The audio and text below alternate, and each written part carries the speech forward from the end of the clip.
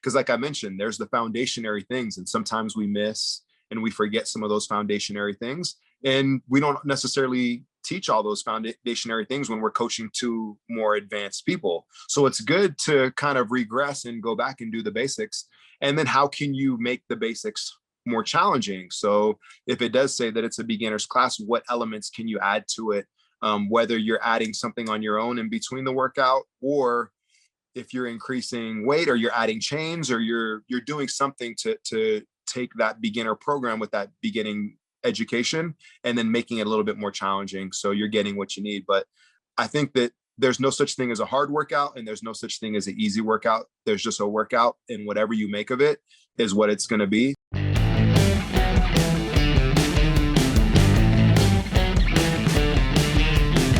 to hit the gym, better do it smart. Get your own coach there where you are. Start the day right there in your home with the smartest gym in the world. Ready, set, go. Smart handle, smart bar, smart training. There you are. Customizing it right. AI form advice. Superset will show you what it's all about. It's a total workout.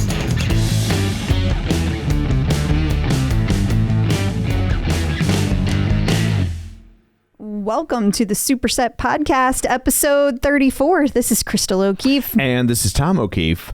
So how was your first live class? It was awesome. I took a class with, I took the very, very first live class that ever existed. I wanted to be part of history. Yeah. And it worked out well since I was working from home. Yeah. And so that first class was a power hit class with Coach Woody.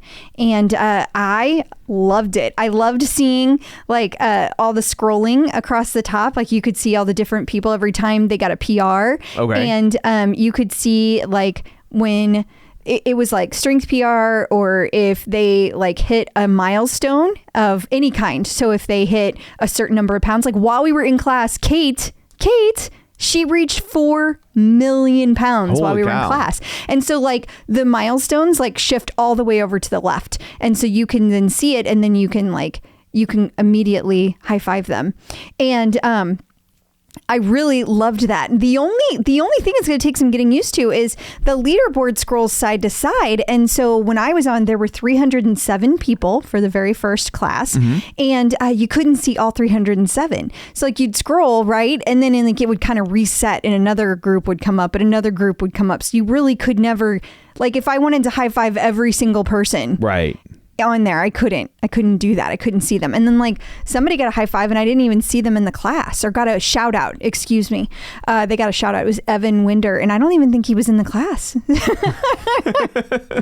So, and I guess because he's been taking he was one of the people that got to do the classes, the beta testing. Oh, beta. Okay. And so I don't know if Coach Woody gave him a shout out because he had been one of the beta testers. Right. And so she was just like, oh, he's probably on here. Or if it was a weird glitch, or right. Yeah, I don't know. But it went really fast, and I really liked it. No more people can join after like the first block starts. So it kind of freezes the leaderboard at that point from you can't add standpoint. Gotcha. But up until like even during the warm up, people were still jumping in. So it was really exciting to see like the number just like going up the whole time. It was cool. It was really cool. Awesome. Very energetic. Well, that's good. So I guess we will have some more live class stuff to talk about. But beyond that, what do you have in store for people? So let's see. We're going to talk about any of the new stuff with Tonal. There's a new group that we want to talk about. Okay. There's a new update from the Black Excellence series. There's some little, in case you missed it, details like what now works with the Tonal from a gadget standpoint. Okay. So people love their gadgets. I know. So we're going to talk about all of those kind of things. So. Awesome. Well, before we get to all that, shameless plugs. Don't forget we're available on Apple Podcasts, Spotify, Google Podcasts, wherever you find a podcast, you can find us. While you're there, be sure and rate, review, and follow us so you never miss an episode.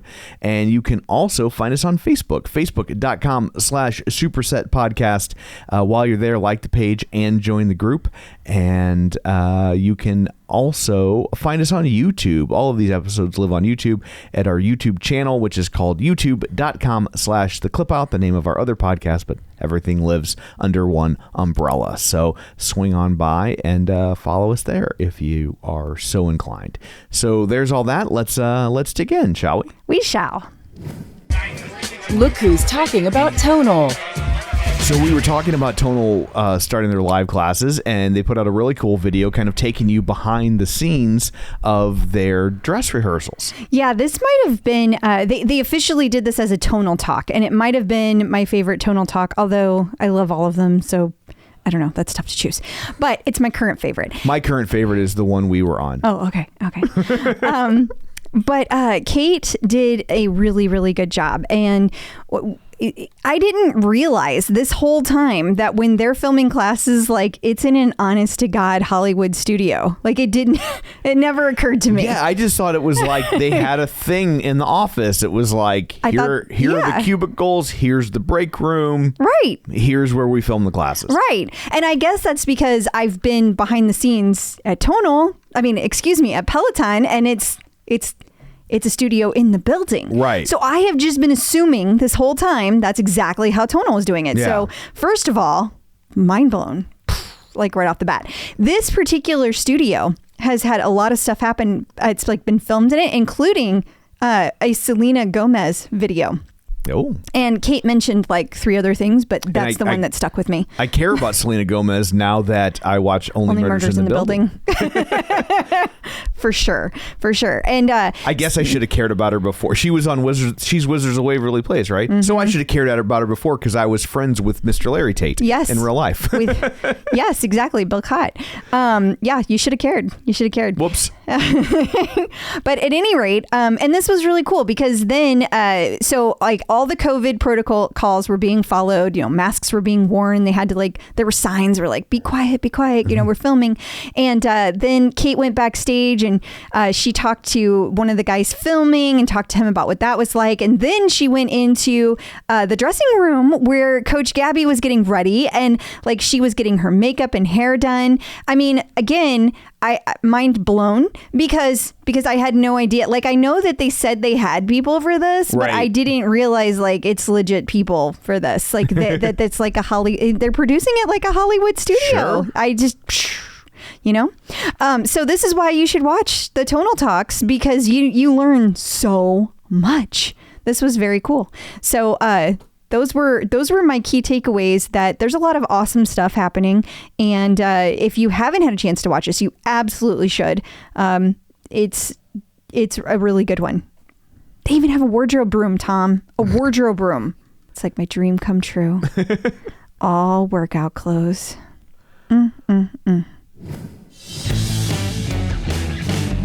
Also, Kate posted in the official Tonal community on Facebook, they want to keep you healthy, and that doesn't just mean through working out. They posted their safety guidelines and tips to keep you safe while using your Tonal. Yeah, and I really appreciate that because so many people, it's so obvious that it's an exercise equipment and we need to be careful with it, and that exercise in and of itself is wonderful for you, but if you're not following all the rules, can be dangerous. So, so they talk about minors using the Tonal. If you're going to be doing any prenatal training, talk to your doctor.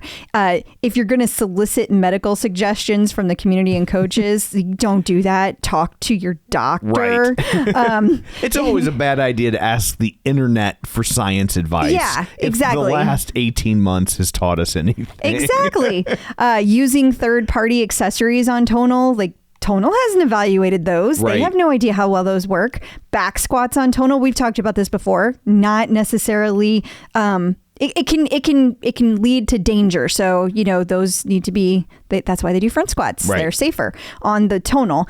Goblet squats, and this is a new one for me, seeing Tonal's recommendations about how to perform them, because everyone is a little bit different. So you might need to adjust your body position to make sure that you're comfortable while doing it and you have the appropriate range of motion. So I thought that was really great that they posted all this. It wasn't too long ago that they had the screen lock that they added to it as well. Yeah. So It's nice to see that Tonal takes all these things seriously, and it's yet another guide that is out there on the official Tonal community. So if you have questions about that, or if you know somebody that gets one and you're like, ooh, just want to make sure you're doing all the right things, boom, you can just send them the link. They got it all. New tonal content. As always, there is tons and tons of new content. So much. It is crazy the amount of content. Honestly, we were talking about the studio, right? Yeah. And that they film in a Hollywood studio, that there's not a studio on site. But I think part of the reason I just assumed they had a studio on site was because they create so much content. I know, right? So are they renting the studio? I guess they have to be. be. That has to be so expensive. Yeah, like that's why I just thought it would have to be cheaper to just have it all in-house. Well, and it wasn't too long ago that Kate told me or posted, I don't remember, we were having a conversation. I can't remember, but there's multiple stages. There's multiple stages back there. So they could be filming two different kinds of content at the exact same time. Interesting. Yeah. Again, with the mind blown. Yeah. It's just crazy. So yeah, what is going on? We have a brand new program, The Power of Chains. Actually, is this a new program?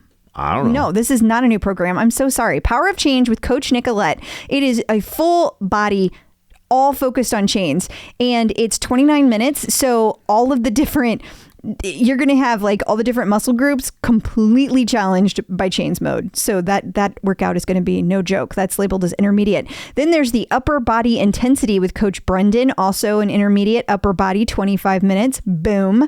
There's several new quick fits. There's Attack Your Core with Coach Paul. Then there's the back muscle build with Coach Paul. New cardio is coming up, Tabata Burn with Coach Woody. 16 minutes of major cardio. This might be a good one for you, Tom, when you're looking for a cardio add-on. I like to help out. Yes. Yes. Gosh, thanks. Also, new yoga. Yoga is amazing. Forward folds with Coach Nikki. New Pilates. I saw Ben folds. Is this any? No. No? Okay. No. Completely different. New Pilates abs. It's a series of 5 with Coach Francis. And so that's a Pilates thing. That's a Pilates term. New warm up, power activation with Coach Paul, and new mobility, pain-free knees with Coach Liz. This needs to be taken by anybody who does a lot of biking or running, and you ever have soreness in your knees, pain-free knees. Or praying. Sure. Or no, I won't say it. Okay. That's for the best. I know where you're going. Then there's new recovery. I'm kind of glad you do. New recovery for mobility with Coach Nicolette. 17 minutes, full body. All muscle groups will be covered. So if you're going to take one of these full body workouts, make sure you take the full body recovery as well. So we talked, was it the last episode? Maybe? It was on the last episode. Okay, about just the different kind of subgroups that Tonal is fostering within the world of Tonal. And they had talked about their XXL community. And Kate posted last week spotlighting their LGBTQ plus and allies group. Yeah, and this is led by Patrick Carreri. I hope that I said that correctly. And then they also had on October 18th, in that group, they had a live stream that Coach Pablo hosted, and he's going to do this monthly. He's discussing fitness-related topics relevant to the LGBTQ plus community. So it's kind of, the first one was all about fitness and psychology. So that's a really great option if you're looking for, again, it's for allies too. So right. Even if you don't have, if you're not LGBTQ plus, but you're an ally, this could still be a really good place for you to go, show support, and interact with the coaches and have good conversations. Well, it's probably for the best that they say and allies, because how are they going to make you prove it? Well, that's true. That would be an awkward Facebook message, wouldn't it? So, wouldn't it? Well, but sometimes these groups people want are, to save space. Yeah, totally. I'm just totally saying that too. Ultimately, there's no way to police that. So, so just. Basically it's their way of saying everybody's welcome, but don't be an asshole. Yeah, exactly. Definitely. That's always the case. Just don't be an asshole. That really should be every interaction you ever have on Facebook or online. In fact, just in life. Yes. In life.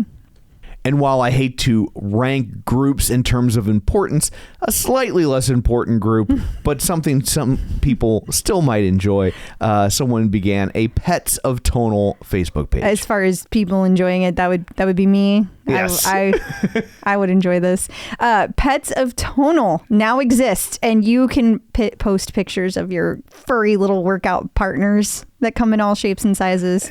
And interrupts your workout. That's what ours does. Yes. Ours thinks it's playtime. Or that it's just time to nuzzle. Yes. She's like, oh, you're on the floor? I'm on the floor. Let's be on the floor together. Exactly. So this was started by just, some amazing person who was just like, I would like to start a group. So it's Kian Tang, I believe. And so now there's a whole brand new group, Pets of Tonal. So make sure you join.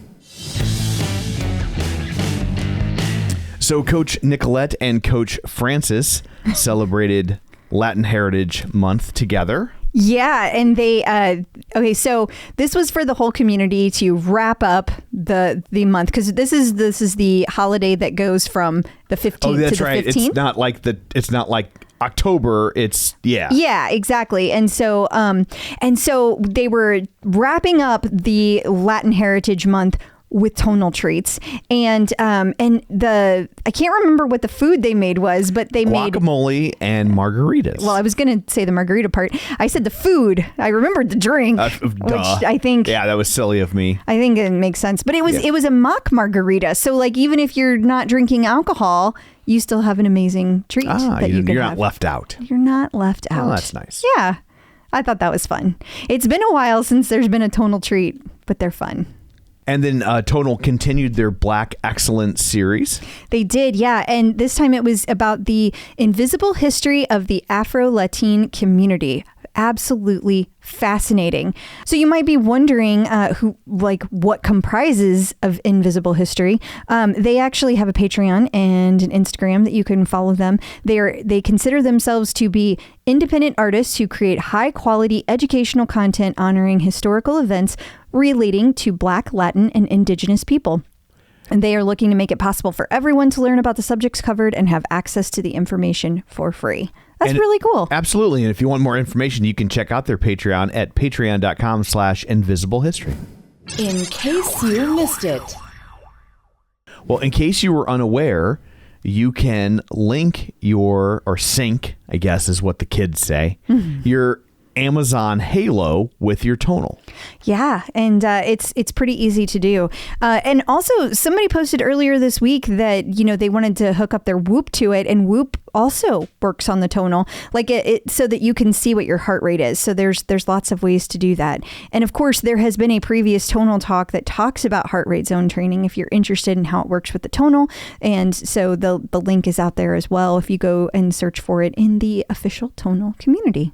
That's pretty cool that they're getting more little gadgets that you can add to tonal, though. Absolutely. Also, the November challenge has been revealed. It has. And this one is going to be fascinating because, in the past, we've always had 4-week challenges. And this one's still going to be 4 weeks, but it's 2-week programs in 1 month. How about that? Coach Jared is going to do 2 weeks of beginner breakthrough, and then Coach Allison is going to take on the last 2 weeks in the Stronger for Sport program. So this is the first time that we've had 2 coaches that are going to work together to do the community challenge. So that is awesome. And each workout is about 30 minutes. So there's going to be plenty of time for other programming if you're wanting to do that, get your cardio in or whatever else you want to do. Totally doesn't screw up other plans you might have. Exactly. And they've incorporated encore classes on Saturdays so that there'll still be able to be virtual classes, like virtual group classes that everybody can take together. Those live classes that are happening, there's encores of them, and those happen on Saturdays. So Richard Ellis posted an interesting article in the OTC. Yeah, I really enjoyed reading about this. It's from livescience.com, and it's an article that talks about how muscles heal themselves after a workout, and there's a picture of a muscle like on the cover of it, and you can see how the muscles like literally repair themselves. And I guess the article also talks about eccentric movements and how it creates tears in the muscle fibers, which is what you want, because as they grow together, that's what makes your muscle bigger. Right. So that's what you want to happen. And that's really cool because we have that eccentric mode. So yay, tonal. Yeah, and the tonal will constantly just tweak the weight. Exactly. You don't have to think about it. And I love not thinking about things. I know. But I mean, exercise is hard. So having the ability to not think about it, but still get an amazing workout is so freaking cool. And I always say I love not thinking about it, but I also love I love having that choice taken away from me. Is it time to increase? Is it not time to increase? It's stressful. Of the machine just going, no, it's time and it happened. It's anxiety inducing, I think, because I think somebody like myself who doesn't have any confidence in when it's time to increase the weight, it's like you're constantly second guessing yourself. So even though you joke about, I don't want to think about it, really, what I hear you saying is it's amazing to know that you're doing it at the right time, at the right rhythm, and you're not hurting yourself, but you're also not underestimating yourself. I don't trust myself to make the right call. I'll either I'll either let myself off the hook, or I'll be afraid that I'm not quite ready when I am, and it will just slow down my progress. So it's nice. That's what I mean about underestimating yourself. Yeah, it's easy to happen. I think I'm right. I don't think I'm underestimating. I think I'm right. I wouldn't know what I was doing. Underestimating yourself from a strength standpoint, Tom, since you're not getting what I'm saying at all. And then finally, Kate had a humorous anecdote about running into a member of the Tonal community while she was out and about. Yeah, this was last week, right in the middle of when the live classes were dropping. And so she was like eating her food really fast, just between back-to-back live classes. And then two women showed up at her door to buy a chair from her future mother-in-law, and then they noticed the Tonal logo on the back of Kate's leggings, or perhaps, as Kate thought might be possible, her totally toned muscles. And they asked her if she had a Tonal. And so then she found out that Andrea Bowen, who was one of the women at the door, is a member of the official Tonal community. She doesn't have a Tonal yet, but she thinks that we can persuade her. I thought that was pretty cool. Absolutely. Tonal Book Club.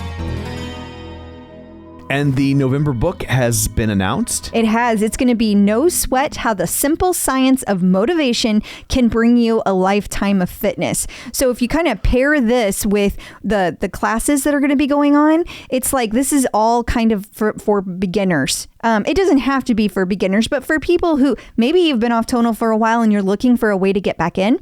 But this book and the classes are geared for people who are starting out, getting to know their Tonal, maybe they're working on a different sport. It like all works together in conjunction is my point. So that is a lovely trifecta. Awesome. I love that they try to strengthen your body and your mind. I do too. It's very cool. Checking in with the Tonal community. So joining us today via the magic of ZoomTube is one of the newest coaches. Yeah, brand new. For Tonal. Super excited. It's Brendon Ayanbadejo. Did I get that right? You said it perfect. Welcome to the family. I wanted your validation. One, because I'm needy, and two, like I think a lot of people would think the J is like a soft J, like in Spanish, which is where my mind went initially. So I don't want people to yell at me. So it was also a preemptively defensive position. But you were in football. Yeah, so now you're part of the family. But yeah, it's African. So the J, different set of linguistical rules when it comes to, I guess, non-Latin words. That makes perfect sense. Makes total sense. It's just, in my head, it would that's where, because I took Spanish in high school and college. Totally. So I want to default to that. Plus my bias. My Latino friends, I'm Brendon Ayanbadejo to my Latino friends. So whatever. It has a nice ring to it either way. It sounds good. It's very lyrical when you say it with the Spanish accent. That's great. Right. So being a brand new coach, we have all kinds of questions for you. I'm really curious, like when Tonal first came on the scene for you, like when you first realized, hey, it's out there, I'm interested in this. And also I'm super curious about what was the process like to become a coach for Tonal? Yeah, those are all great questions. And I think my story will be super unique and it'll be very different than probably most people on the planet when it comes to tonal. In 2017, I was part, and I still am part of a venture capital firm called Next Play Capital. And we were at one of their incubators on the Embarcadero in San Francisco. And we went into this, not an office, but almost a warehouse / office. And there was people pounding and banging away. And there was this beta test going on this machine. And it wasn't a tonal yet, but it was going to be tonal. And it was in the very early preliminary stages. And they were just putting out there to investors and talking about the theme and the concept of what it was going to be, digital weights, all the different things you could do with turning it on and off with your hands. And me being in the fitness industry and having been a former professional athlete, I was like, I want to be a part of this company. So I invested in 2017. Then we'll fast forward to tonal came out and I bought a tonal and I started using it. But in the back of my head the whole time, I was like, now how do I work with tonal? Instead of just being an investor, how do I work with this company? I now have my tonal. I've had it for 6 or 7 months. Let me just email the people that I know over at the company, even though I didn't have a relationship where we talked all the time, but I did know some people over at the company. And so I emailed them and then I started having this dialogue back and forth. And they're like, well, if you're serious about coaching with us, then you'll go through the same process that everybody else has to go through. So I went through, I don't know if it's a casting call because all this was through, I just create my submission video and I auditioned and then I came in for an in-person and it was really a process. It took definitely 3 to 4 quarters to get it all dialed in and situated. And finally they're like, oh, Brendon, guess what? We do want you to coach. And I kind of manifested it a long time ago. And to be sitting here and be a tonal coach now in 2021, this is something that I've kind of envisioned since 2017.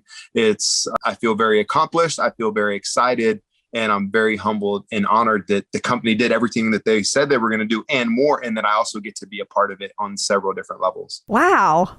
You were right. That is a very different story than what we have heard before. That is incredible. I love that you had the vision, like from day one, you were like, oh, I want to be part of that. Like, I love the machine, even though it wasn't in its gorgeous end user, in product beauty. You were like, I want in on that. So I'm just curious. We see it. It's so like we see the end product. What did that early version look like compared to what we have now? Like, I think, when I saw it, there was some kind of visibly exposed pulleys. I couldn't grab the trainer. I couldn't grab it and use it and activate the weights at the time when I went and looked at it. And then the screen didn't even really turn on, but I just kind of saw beta videos and so on and so forth of what they envisioned it doing. And it wasn't sleek and beautiful and a piece that you want to put anywhere in your house just yet, It was in black and white. It was more like, I just remember seeing more like exposed metal, Right. I don't like that sleek black and that cool design, very tactile. Like I didn't have those types of features or opportunities to play with it and touch it. But then later on, I was able to go and see it and it still wasn't even as cool as it is now. I saw like a later version of it. But yeah, I mean, it's always been a great and a magnificent idea. And usually these ideas, they get half cooked or half baked. Right. But this idea, they did even more than what they presented to the investors. And even what you see now on Tonal, it's going to do more next year and the next year and so on and so forth. So I'm really excited with where the company is going and that I get to participate and be along with this revolutionary technology that's going to, bring real strength training into people's homes without taking up the whole house. Yeah. And making it accessible to people that are intimidated by weightlifting, which is somebody like myself. I mean, and coming from like, you were a professional football player. I'm thinking that lifting weights was, you weren't really a stranger to that. You've lifted a weight or two in your day. But a lot of weight in my time. Yeah, that makes sense. And, but it's something I've always been really intimidated by. So having the ability to have it in our house and have it accessible and be able to not have to worry, like, am I lifting the right weight? Does this make sense for me? Kind of having all of that guesswork taken out of it has just been a complete game changer for us. And I'm so excited. I still get really excited when I talk about Tonal, obviously. I'm also super curious, what was it like being a professional football player? Like, I feel like going from, I just feel like that would be so hard to like be in the limelight like that. And I guess now you're doing another version of being in the limelight, right? But but what is that I can't like? say that I've ever hated attention. I definitely can't say that one. I know the feeling.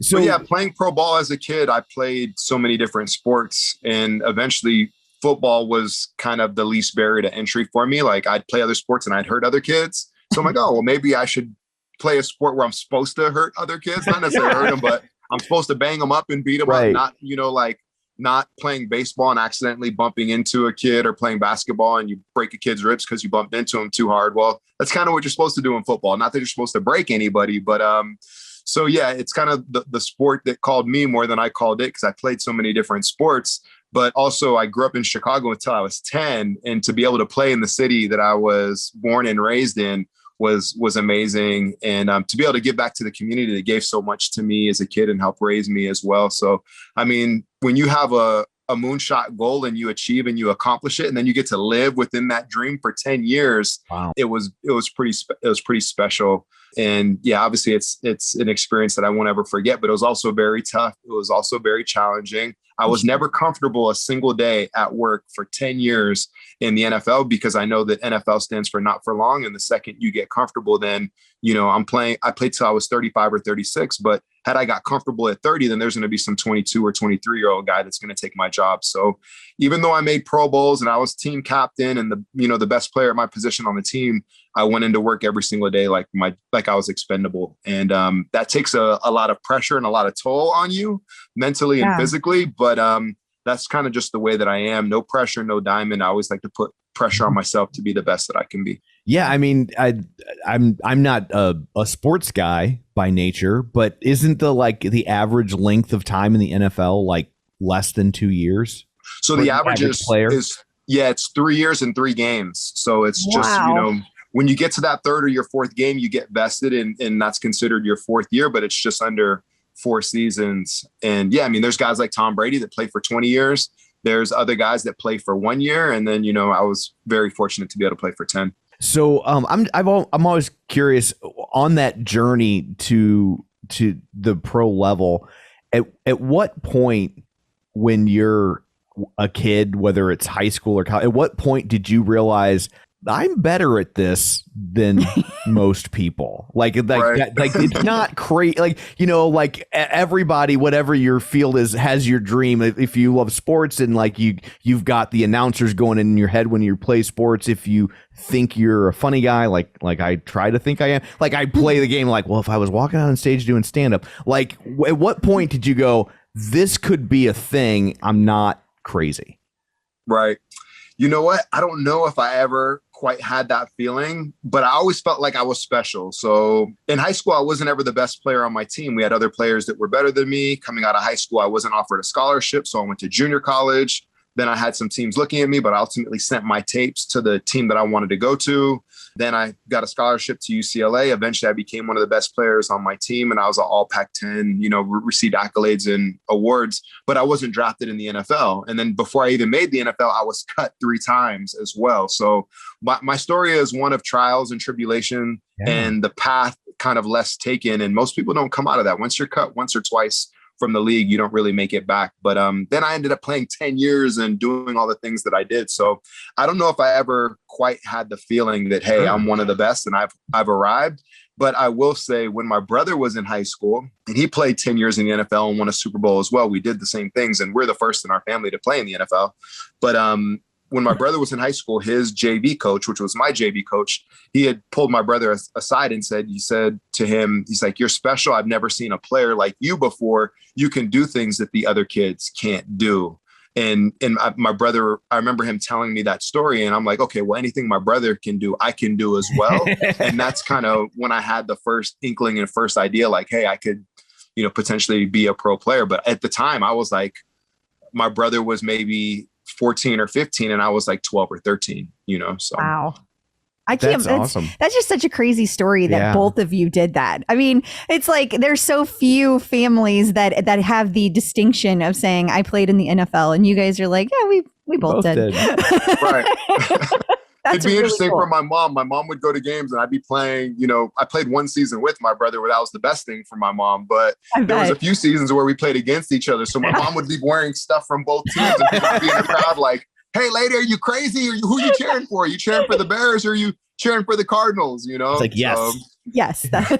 Exactly. I had a moment like that when I played sports as a kid, and they actually pulled me aside, and the coach was like, "You're the opposite of special, and you should probably take up like cross stitch, maybe, or dance. Maybe think about that, or accounting."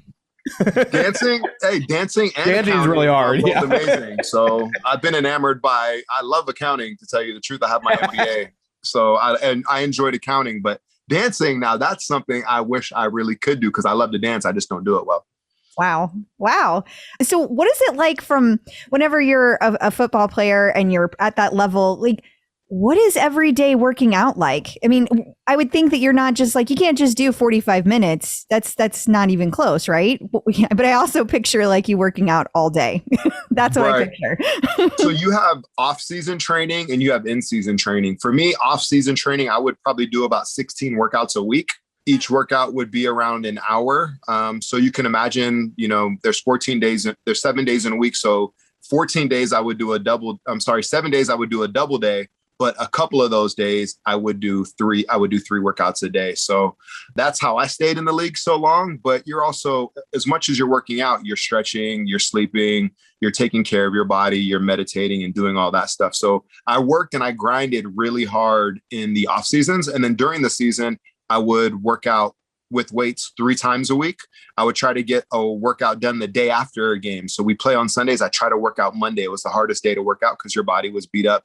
And then I try to get my work done Monday, Tuesday, Wednesday, and then use the rest of the week for recovery. But of course, you're on your feet every day during the week in practice.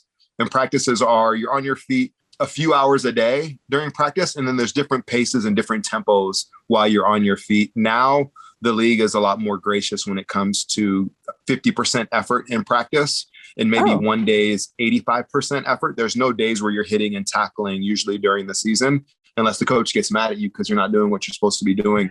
And there's rules on the amount of days you can wear pads and all that stuff. So it wasn't so much like that when I played, but now they're a lot more conscious that recovery is almost as important, if not more important than the actual physical work that you're doing.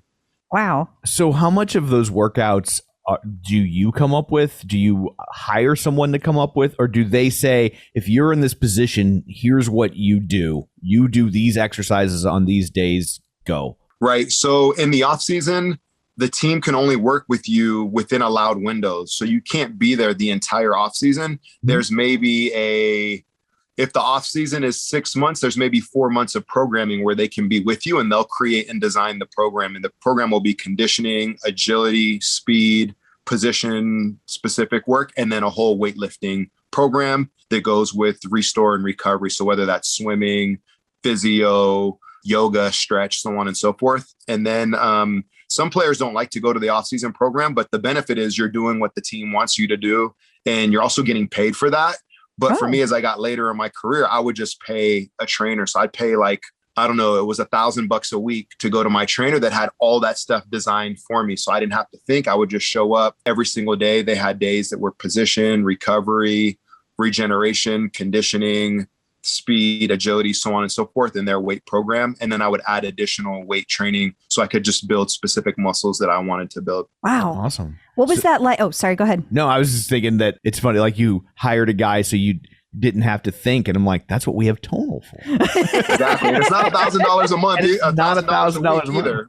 Yeah. They're also not paying us to do it. So That's true. That's true. It'd be pretty great to get paid to work out, right? Like everybody would be in shape. You pay me to work out. Tonal should be paying us all to work out. I think there's a flaw in that business model. You're forgetting you're also an investor. Like, I don't know. I think you've gained the system now because you do get paid to work out for Tonal. You're double dipping. Brilliant. Double dipping. Definitely double dipping. Yeah, that's genius.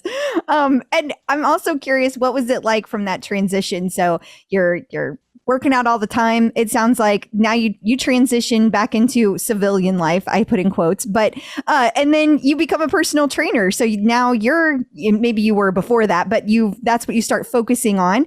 And I would think that after working out all that time, eating a certain amount, it would be a difficult transition to not gain like 1,000 pounds as soon as you're out of the NFL. So it sounds like you were very careful.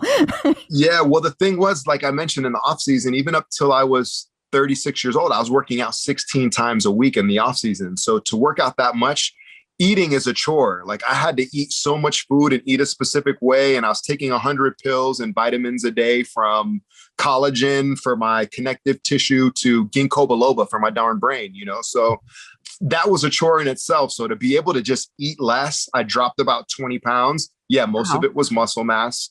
But I eat, I don't eat that much anymore. I work out 3 times a week for myself. And then I work out on my tonal additionally, just to shore up my coaching and practicing, different moves and routines that I'm going to be implementing on tonal. I don't consider those my workouts, even though they're a decent pace and they're challenging in itself. But I have like 3 workouts for me that I do a week. So that's 3 hours. And then the rest is mostly just recovery. So I'm doing Francis's yoga classes on tonal, or Jared Rodriguez's mobility classes on tonal, So yeah, the transition was doing less, not doing more. That was hard to do less.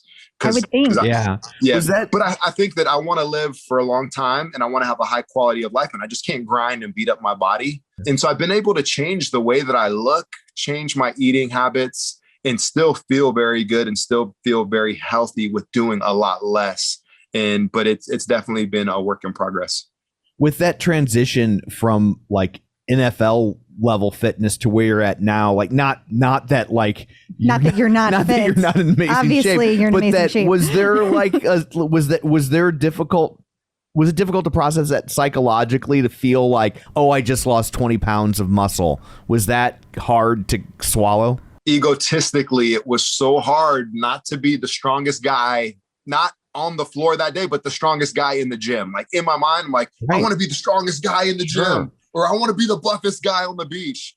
And so to transition out of that, I'm like, okay, let the young guys do that. I'm about to be 45 in a couple of days. Like I don't need to do that stuff anymore. Plus I'm going to hurt myself, because I actually got more hurt after I transitioned out of the league, still trying to lift heavy. I would, put 400 pounds on my back and do 10 reps of squats, and I'd go run a quarter mile. And then I would do that. I'm like, oh, can I do this for 20 minutes straight? And that was insane. I wasn't even training like that when I was in the NFL, but I tried to keep training like that at a high level. So yeah, I had to change really everything. And I started getting a lot more into yoga, Pilates, mobility work, more muscle endurance, 20 reps of things, changing up my movements, because I wasn't getting all the 3 planes of motion that I'd normally get when I was playing football and doing those things. So building in different planes of motions with weights and exercises that I really wasn't doing when I was playing. So yeah, it was a big transition, but mostly it was ego. I had to let go of being the strongest, fastest specimen everywhere I went. I didn't need to be the lion anymore. Wow. That has to be difficult though. Yeah. I have a lot of respect for you to make that, to make it so gracefully, and I love that you've taken your life and you're still super focused on fitness and but you're doing it in a healthy way. And I think that's really cool. That's a lot of respect for that. Yeah. And I think, for women, there's a lot to be said about lifting weights too, because it's actually the healthiest thing you can do to maintain bone density, to maintain a lean body, to maintain your metabolism. But there's such a stigma against weightlifting, because probably, I'm just going to throw out an odd number. I don't know. Don't quote me on this, but say 30 or 40% of women think, oh, I'm going to lift weights, so I'm going to get too buffed. Yep. And that's not going to happen, So it's hard to get buff. Yeah. If it was hard to get buff, but it was that easy that you could get accidentally buffed. She's going to get buffed. Yeah. When that's the best thing you can do hormonally, physically, it's the best thing you can do exercise wise. Yes, you do need a myriad of exercises and different modalities that you're doing. You need to build in some cardio. You need to build in some mobility and some different types of movements. And then you need to build in strength training, and strength training should really be at the pillar of everything that you're doing. And I'm not saying that self-servingly, it's just scientifically, I'm just giving the facts, but some people are very against it. So it's always boggles my mind. Yeah, there's a lot of stuff out there that it's you try on social media. I try to steer people in the right direction without getting into a long-winded conversation. And people will just, they fight against you. They think the answer is only cardio, and it's cardio all the time. And it's zone 5 cardio. Right. It's like, no. Well, we are in one of the biggest conspiracy countries in the world. So it's the age of misinformation. And, you know, I think that's part of my job as a personal trainer, to teach people, hey, these are some of the best things you can do. And people ask the questions like you're asking me, well, how much do you train now? Well, I do about 3 hours a week of strength training. And then I build in walking, I build in stretch, I build in yoga. But the foundation is that 3 hours that I get to have to myself. And then everything else is ancillary, and it's a supplement to that strength training. Now, could somebody get to where you're at doing 3 hours a week? Or is that like once you've achieved where you're at, that's what you can maintain by doing the 3 hours? I think a lot of that depends on age and muscle memory. So if you kind of have some of that programmed in, then yes. But if you're newer to it, and say you're 40 and you're just going to get into weightlifting at 40, then you know, there'll probably be a lot more of a learning cycle. I'm at a point where I can kind of hone it in and focus on what I need to do and lift enough weight to get to where I need to get to. But I think there's probably a foundation that needs to be built in for people to do that. Because most people that I know, they don't have the hours on their bodies that I have on my body. Sure. And so Right. now they're actually doing more than I do. And I probably have a higher fitness IQ, but it's just because of all the extra work that I've done in the past. But there's people that are just blessed DNA wise, and they have a decent diet and really good sleep habits, and they're able to transform. And we see it all the time. People that didn't even know that they could, they just had been eating poorly and sleeping poorly, and they had been doing fitness. But once they dial everything in, because fitness will probably always be the third pillar in your health. After diet will always be number 1, sleep will probably be number 2. And then your fitness will be number 3. You can do a lot when you start putting all those pieces together, no matter what age you are. That means, Crystal, you can't make fun of me when I nap anymore. It's part of your fitness It counts program. it's my fitness program. Well, it depends. The napping depends. Why are you napping? Are you napping because you're eating foods that are inflammating your body and you have to nap to recover? Or are you napping because that's part of your natural sleep cycle? So there is such thing as too much sleeping, and there's such thing as too little sleeping. You have to find kind of what the optimum amount of sleep is for each individual. I want to sleep like you worked out in the NFL. Like I want to. He's like Garfield. Yeah. Okay. It's like He's hibernation. He's That's what I'm really shooting not. for. It's just, No, I'm it's not that hilarious because he can fall asleep. I can't anywhere, sleep like anywhere. anywhere. Yes. That is a talent that most It people is. wish they had. Yes. For sure. Yeah. He's There's like, value oh, in that. There's value in being able to sleep when Hurricane XYZ is outside, and you're like, oh, let me just take a nap so I can power up a little bit. yeah, Yep. he could. I wouldn't be able to, but he I absolutely totally can. could. It's Yeah. crazy. Okay. So what has it been like being a coach for Tonal, and what do you think about it so far? Well, it's still very new for me. I've probably done maybe 10 workouts. There's 3 that are available now. Probably done 10, and I have a lot more coming up in the coming weeks. It's a learning experience. It's exciting. It makes me nervous at the same time, which at this age, not too many things make me nervous. So it's good that things still make me nervous and excited at the same time. And I just want to see how much I can push. Like, can I help push and innovate Tonal? And how much is Tonal going to help push and change me as well? In fitness, there's always kind of an evolution in fitness going, and you want to maintain some of the core pillars of fitness, but you also want to know the science and the education as to what's new and what's the most beneficial as fitness continues to change. So I've had a little bit of all of that, and I'm excited to kind of put my signature on Tonal and help build the Tonal community and start having dialogue back and forth with members and people that are, you know, taking my workouts and my classes. I haven't been able to kind of build that following yet just because I'm so new, but you know, this is why I'm here on your podcast. And this is, you know, exactly why I'm on Tonal, because right now I can help people inside the 4 walls of my brick and mortar. And we have, you know, probably 30,000 members in my brick and mortar, but through Tonal, it's unlimited. And the trend rate for Tonal subscribers and Tonal members is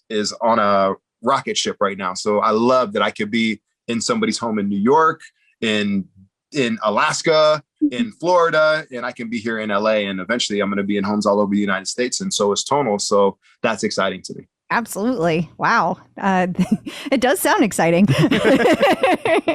So when you work out with Tonal, do you do programs or workouts, or do you do your own? Like, do you just set up your own stuff? But like when you were just a member. Yeah, even just a member, like I'm like, let me try to benefit from everything that Tonal has to offer. If I'm just going to come on here and do my own thing, then I'm not really learning anything. So I've taken a couple programs with Coach Nicolette, and then I mostly do workouts. I do have just over 100 workouts on Tonal. Wow. I think I just hit that maybe last week. Congrats. Oh, thank you. Thank you. Yeah, I'm at the century mark, and I do probably 40% of my own workouts.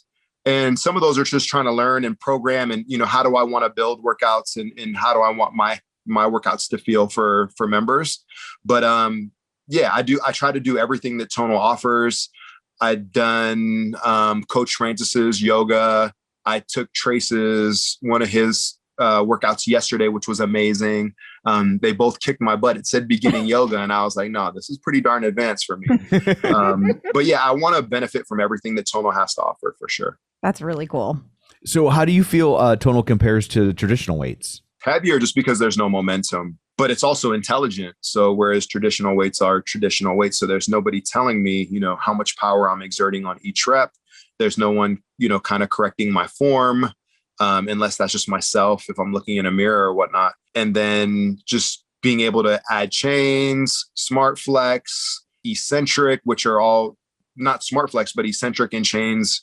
Those are things that I did while I trained as a professional athlete, or even just, as someone that loved to lift weights. But to be able to have all those at the push of a button is phenomenal. So yeah, it's been amazing.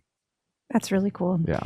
I'm also curious if Tonal has enough weight for you to like do your workouts on, or do you supplement with other machines, or is it like it's enough that you get a good workout? Yeah, no, it's totally enough. It's very rare that I max out the weight on Tonal. When I deadlift, if I back squat, which we don't do on Tonal, but I'll do it on my own. We don't have that in our exercise library. And then sometimes when I'm bench pressing, but just with the barbell. But that's kind of fascinating. The handles are heavier, so I don't need to go quite as heavy when you open that chain. So when it's a closed chain, you're stronger in a closed chain. So people, even in the wild, inside of a gym off of Tonal with dumbbells, you're not going to be as strong with dumbbells as you would be with a barbell, because that chain is open. So there's just another plane of motion where you're trying to balance and so on and so forth. But the barbell closes that. So the same thing is true on Tonal. You'll be stronger with your barbell weight than you will be with your handle weight. That's fascinating. I never realized that. I just thought it was like sometimes they had you do the handles because they're not trying to make you change your setup as much. You know what I mean? Like that's a big jump to go. If the move before it was handles and now they want you to do barbells, that's a lot of hoops to jump through. And they tend to try to avoid that. I thought that was the only thing driving that decision. So that's fascinating. Yeah. I mean, when you are doing some of the workouts, the coaches don't want to be switching and changing the equipment, especially if time is limited. So you'll see in the shorter programs, they're not changing the equipment as much. In the longer programs, and the coaches will change out the equipment. But you're going to be stronger with the barbell for sure than you will be with the handles. Very cool. Good to know. Yeah. So let's see. Do you have any advice for people who are just starting to work out on Tonal? I think that when you work out on Tonal, you should not limit yourself to just beginners workouts. I think you should do all the programming. And then if you're very experienced on Tonal, you shouldn't limit yourself to just advanced workouts on Tonal. You should do beginner workouts as well. Because like I mentioned, there's the foundationary things. And sometimes we miss and we forget some of those foundationary things. And we don't necessarily teach all those foundationary things when we're coaching to more advanced people. So it's good to kind of regress and go back and do the basics. And then how can you make the basics more challenging? So if it does say that it's a beginner's class, what elements can you add to it? Whether you're adding something on your own in between the workout, or if you're increasing weight, or you're adding chains, or you're doing something to take that beginner program with that beginning education and then making it a little bit more challenging. So you're getting what you need. But I think that there's no such thing as a hard workout and there's no such thing as an easy workout. There's just a workout, and whatever you make of it is what it's going to be. So people say, oh, it's a bad workout, or I've never had a bad workout. I got 4 legs. I'm sorry, I have 4 limbs. 4 legs.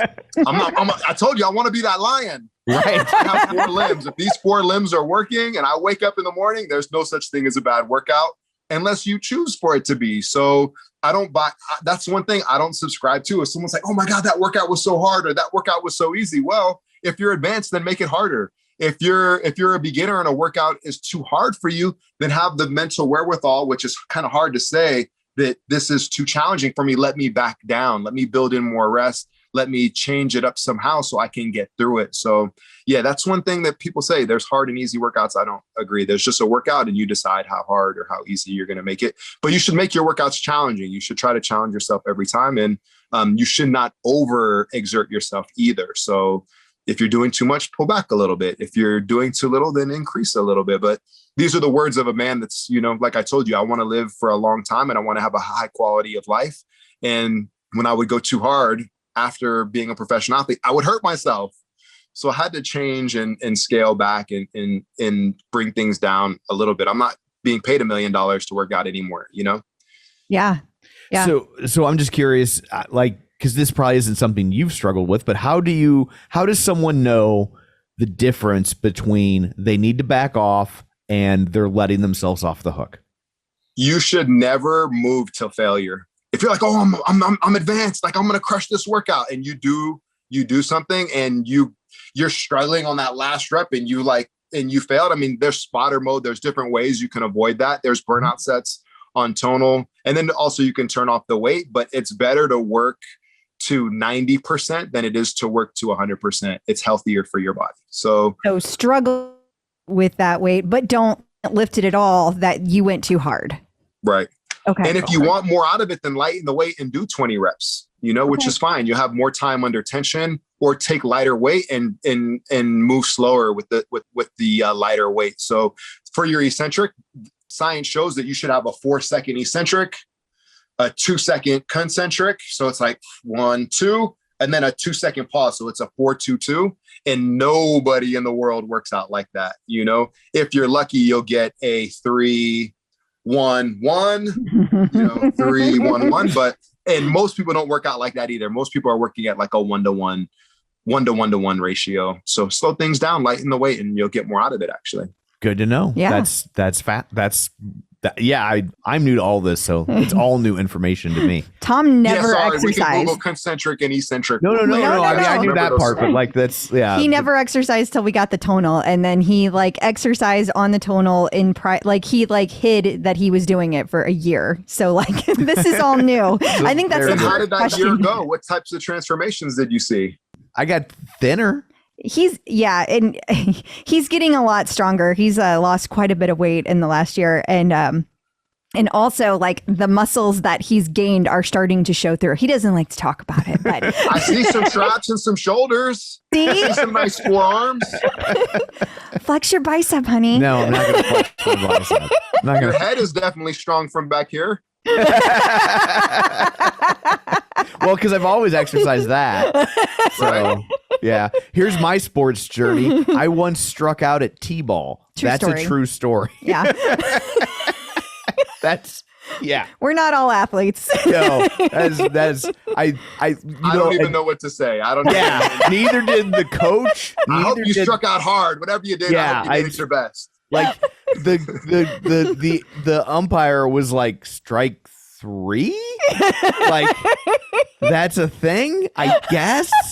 Like, he was very confused. I've told this story on the other podcast, but when I played T-ball, because they wanted more kids to play, so they would have extra positions. So you would have between shortstop and center Right, you'd have field, an extra position. you had short center, and then Right. behind center fieldsman, you had back center, right? So you played behind the center fieldsman. True story. Right. I swear to God, I played behind that guy.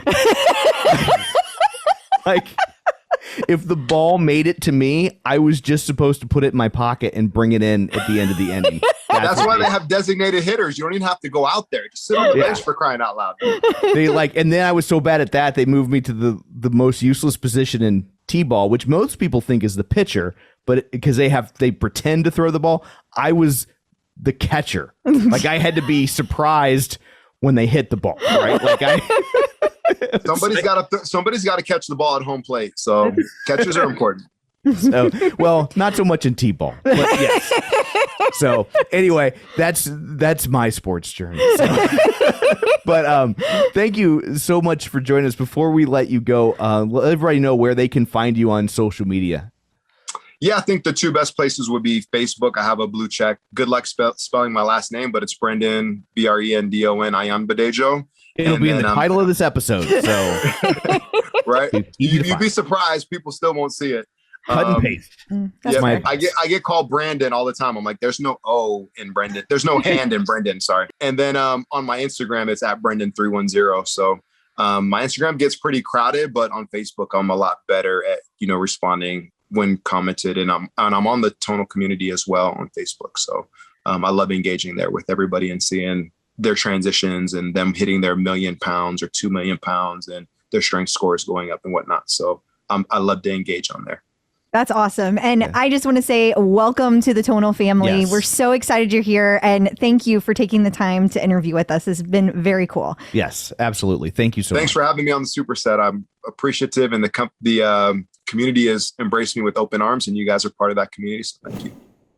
So I guess that brings this episode to a close. Until next time, where can people find you? People can find me on Facebook at facebook.com/Crystal D. O'Keefe. They can find me on Instagram, Twitter, and the Tonal leaderboard at ClipOutCrystal. And you can find me on Twitter at Roger Kubert or on Facebook at facebook.com/Tom O'Keefe. You can find the show online at facebook.com/Superset Podcast. While you're there, like the page and join the group. So that's it for this one. Thanks for tuning in. And until next time, keep lifting.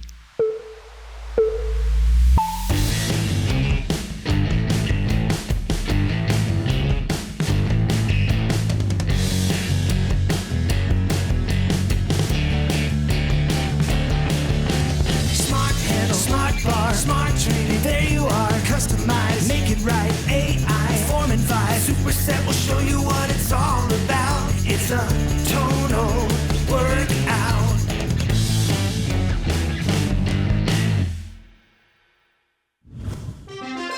The Superset is made possible in part by support from Tonal.